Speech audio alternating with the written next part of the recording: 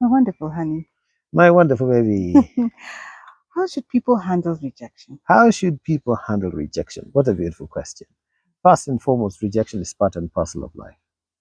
You will go through it. You can't avoid it. You can't escape it.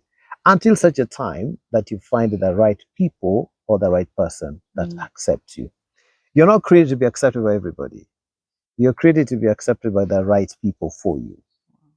And if you have the gift of persuasion, then you can turn a person around from rejecting you to accepting you. The power of persuasion. So the first thing you need to do when you're rejected is don't take it personally. Life doesn't come to a standstill or to a stop because somebody doesn't like you. They don't like your guts. They don't like your face. They don't like your message. They don't like your dress.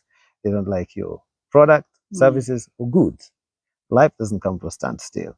That which someone else doesn't like, another person will like. Like they say that one man's meat is another one's poison. Yeah, loosely used. I don't like using such statements. I like using scriptures. Yeah.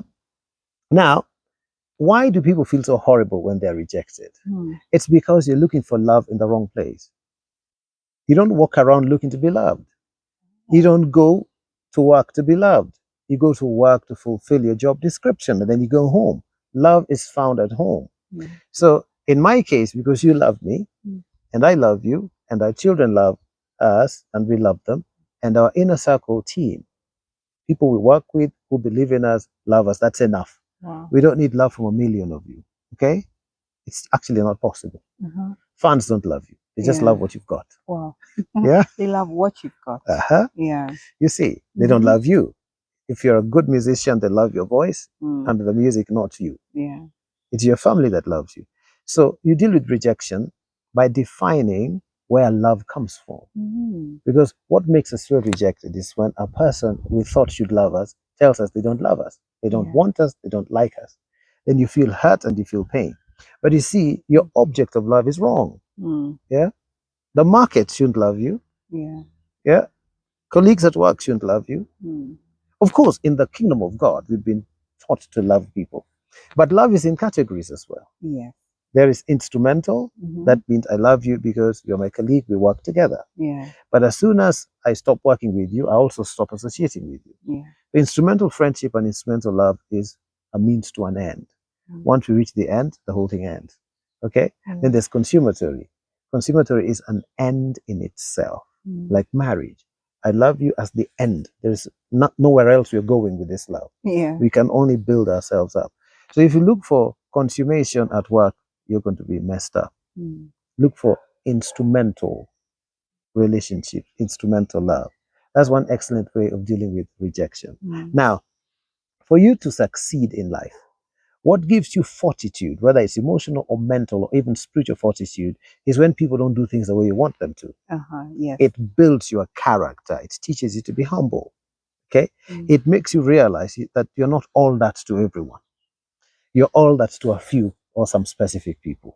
Okay? Yeah. So even if you are the biggest celebrity, the greatest preacher, the most talented, the most gifted business person or whatever, there are people who are just not moved by that.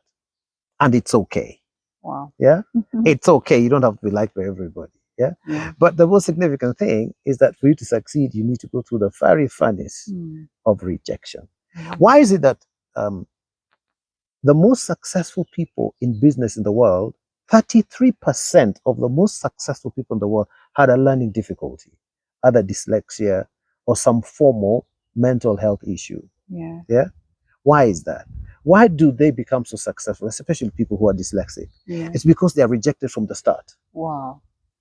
They have to learn to deal with rejection by teachers, rejection by peers, rejection by the examination systems. They're ever getting E's and F's. So they grow up rejected. Now, by choosing not to be bitter, they start looking for ways to deal with those difficulties, to solve those problems. That's why they become such amazing business people.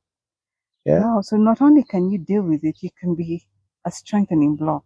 Look at Richard Branson. Yeah. He was dyslexic. So you're seeing things in the opposite way. So he couldn't actually make it in school.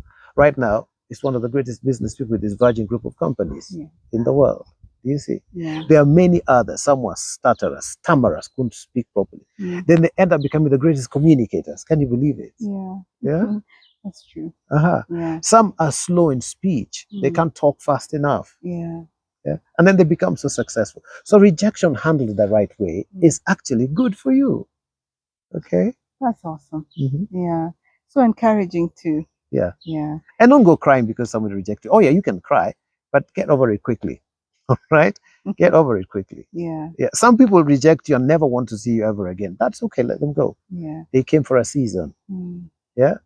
And for a reason. But they were not created to be in your life forever.